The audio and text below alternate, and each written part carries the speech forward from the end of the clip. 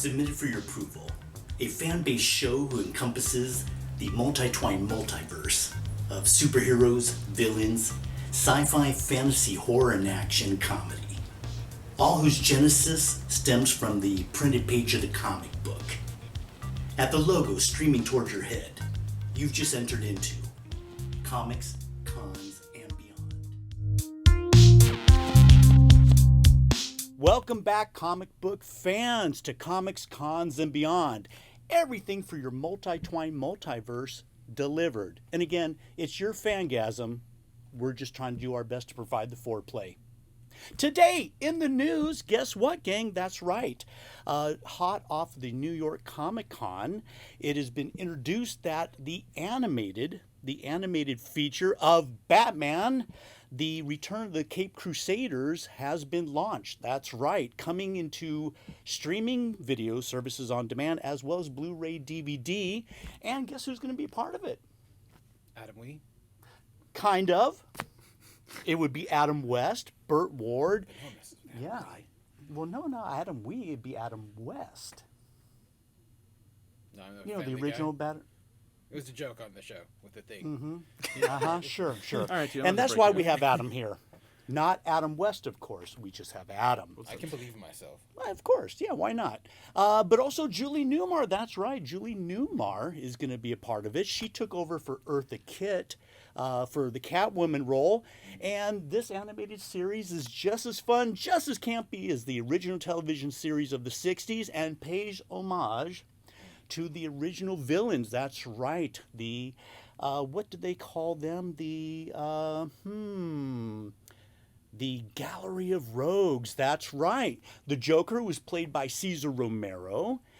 You had Frank Gorshin, who played the Riddler, and Burgess Meredith, who played the Penguin. That's right. And you know what? Burgess Meredith got his start on what iconic television anthology series? It's a riddle to me. Let's see. Riddle me Brady this. Bunch? Well, no, not Brady Bunch. Actually, Twilight Zone. That's right. Oh. Twilight Zone, created by the master himself, Rod Serling. Also, Yvonne Craig, the luscious Batgirl. Now, come on. Who did not fall in love with Batgirl when she came out on the series? I remember being confused and excited at the same time. And That works for me. Much like your day to day. Yeah, there you go. Generally how I live my life. Yeah. Don't But judge me. there's never any judging here. This is a safe zone. This is the interwebs. Nothing to say. Yes, it is. Yeah, whatever. But the good news doesn't stop there. They're already planning a sequel. Yes, that's right. In pre-production. And guess who is going to be lending their voice talents to an integral part of the villainy for this new release? Captain Kirk? Con! No, yes, actually, William Shatner, Captain Kirk, he's going to be Harvey Dent Two-Face. Isn't that awesome? I knew you would enjoy it. I know I am enjoying it. I wonder who's going to do the duality of the two characters. Because like one might be his excited voice, there his like official. He'll speak normal. Well, Just him every day. It'll He's been be lying to us. William. It'll be Mr. Shatner being who he is and bringing a much-needed bravage to Harvey Dent Two-Face. Look forward to it. I'm looking forward to it as well. And that's going to be released 2017. The Batman Return of the Caped Crusaders is actually going to be on video demand this month and on DVD and Blu-ray, I believe, next month. So that's good stuff. Also in the news, Dynamite Entertainment, again coming off the cusp of New York's Comic-Con, is going to release Kiss the Demon comic book. That's right. Celebrating 40 years of the rock group Kiss being in comics. And IDW actually had the licensing, and Gene Simmons, who was one of the original members, the bassist and Demon himself, he's going to be a part of this, but he worked with IDW Studios, which is local San Diego, on their own Kiss comic book series, and I believe they're still in print. So if you were a big Kiss fan like I was when I was a kid before they sold out, sorry, like you Gene. Were or you still are? I still am. Still am. Of the older stuff, the first 4 albums were the best.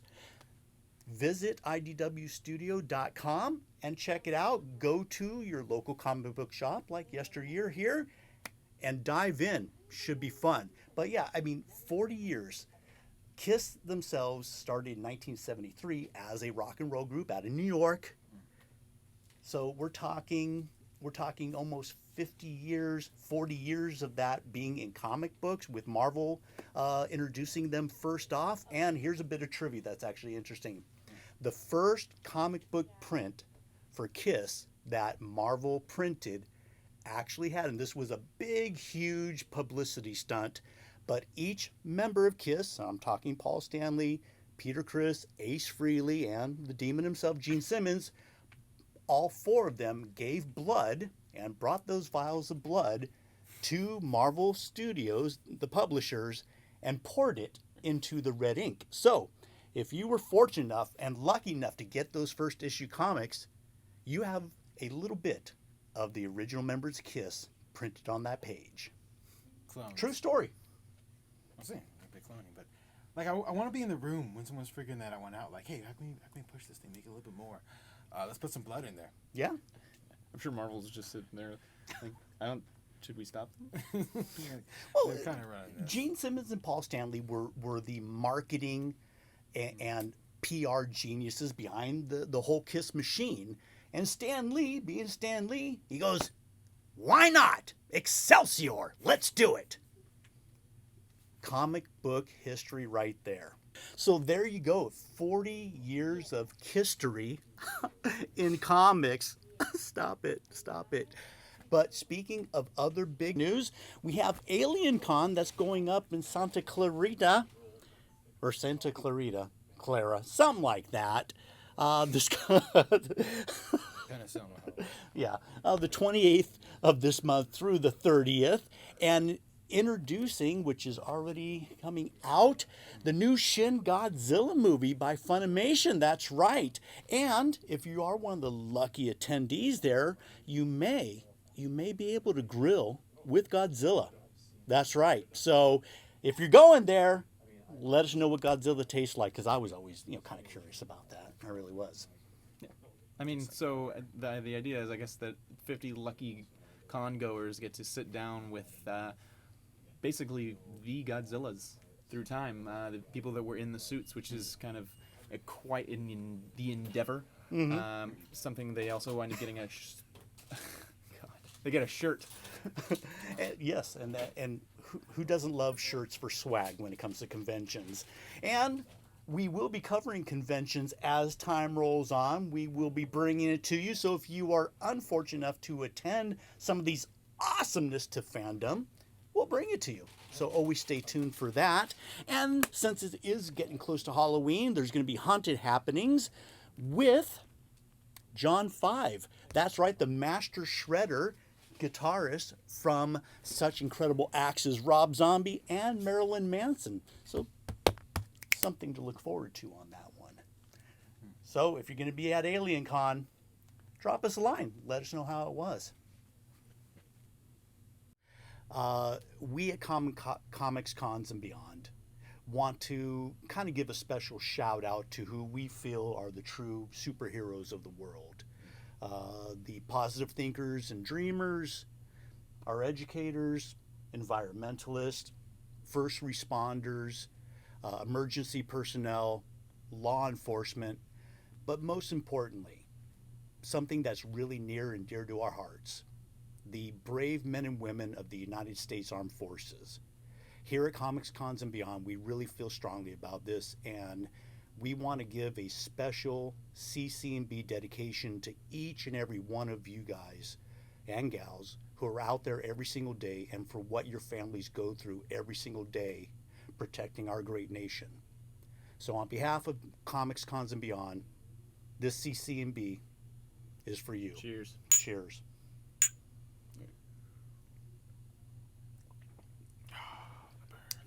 Good stuff. Thank you. I'm your host, Lauren C. Gibbs, and what got me into comics was a very long time ago. I'm more of a television movie junkie, and fell in love with Spider-Man the animated series based on the original comic books way back in the day, and the Batman series with Burt Ward, Adam West, of course, Burgess Meredith, Cesar Romero, and Frank Gorshin, to name a few. My foray into comic books started when I was in elementary school with the horror comics, House of Secrets and The Unexpected. I was into the scary stuff, and from there moved on to Marvel, DC, and the whole lot. I hope you enjoy the show as much as we enjoy presenting it to you, and appreciate you tuning in.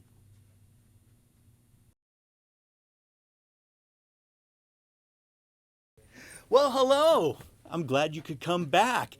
This is what we call the Rants and Raves of Comics, Cons, and Beyond. Yes, more of a podcast style and not necessarily news, but just whatever comes off the top of our freaky little heads. All right. Actually, one thing that's really cool that Jeremy told me about, and I saw the clip, in England, because we've been having a plague of insane clowns terrorizing kids in neighborhoods and what have you. Insane clown. Insane clown posse. There you go. In the UK, that's right. In jolly good England, we have a man who's dressed as Batman, bashing the living fuck out of the killer clowns. So pretty cool stuff there. Real life people donning our favorite superheroes to do good. I like that. About time. Let's talk about the best comics to movie adaptations and the worst comics to movie adaptations. Who wants to start off? That's easy. Deadpool from X-Men Origins Wolverine. Yes, that is exactly right. One of the best storylines in the whole Marvel universe, with the most gorgeous comic books. Just butchered. Just Left butchered. aside, discarded. And how do you glance over every major concept? Like, literally, summarize the entire comic book of the origin story of Wolverine in about, like, I don't know, maybe 15 minutes of back to back, brother. And then just went off on a tangent. I can't get behind that whole story. Honestly, I just again I hate to fall back on this, but I can't see how it is you have an entire group of superheroes who one rams his arm into a cannon and the other one climbs up the side of a building, and the only person who doesn't do anything winds up riding up the elevator, doesn't have anything or contribute to the beginning of the movie. They wind up making him impervious to damage and make him have adamantium. I feel like that was kind of a wrong turn. Not to mention that at that cusp, at that point where they wind up showing Xavier at the end of the movie walk in, and he's walking perfectly fine, and they're like, oh, we'll tie this in, so he's kind of Then they had beforehand. Cyclops out of his timeline. They had White Queen showing her second mutation, the whole diamond skin thing. Yeah. Which I would love to see White Queen in any of the Marvel films, whatever in the whole universe. I'd like to see the White Queen just Picking something up. I digress. Yeah. yes. So, for me, oh my gosh, it would have to be Batman and Robin. Which story? Huh? Oh, just all over general. No, the movie. With they call me Mr. Freeze. Really? I What mean, killed the dinosaurs? Ice Age. that was just it was horrible. And Tommy Lee Jones playing Two-Face. Tommy Lee Jones, love you. You're an incredible actor, but that role was not for you. It was not for you, and I'm sorry that you had to play that role. I really am. I think another one, obviously, to kind of hit home with streaming in general is the Daredevil. I mean, we take a look at good old Batfleck being the Daredevil at one point, and now we have the streaming Daredevil. I think going from that, a lot of people went into that situation like, my God, let's not rehash this, and walked away from the first season saying, my God, why did I think that it was going to be anything less than spectacular? Yeah. And it's not let us down at all. Well, for me, Ben Affleck, again, it wasn't his fault. A lot of people dog on him. He's actually a really good, accomplished actor. He really is. But it was just horrible scripting and horrible directing. Well, he read the script before he wound up acting it Well, out. yeah, of course. But when in that stage of his career, he didn't have enough credit behind him to have the say to say, you know what, this sucks, rewrite it. He did not have those credentials to dictate any changes. I don't think that when it comes down to it that he may have that effect on much of the universe when it comes to movies as it is now at this point. I mean, he's definitely on the cusp of either going to become a Nicolas Cage or No, or please. becoming maybe No one of the chance. best actors. He is in good things. He really is. Yeah. But I mean, there's been movies that even Nicolas Cage has done well. You know what I mean? Oh yeah, of course. So- no, Nicolas Cage is a phenomenal actor. It's just Phenomenally, very I think bad phenomenally roles. confusing might be a good term for Yeah. Nicolas Cage. But that's my fear. I mean, Ben Affleck, he has that serious, he has the drive, but if he doesn't do something with it, then he's gonna fall. Yeah. Well, I don't know. Is that concluded for this rant and rave? I think we've run out of steam, punks. Get it, steam punk. I had to throw that in. We got it. Nothing to do with this, but it just sounded kind of good. So there you go. Tell us what you think. Tell us, you know what?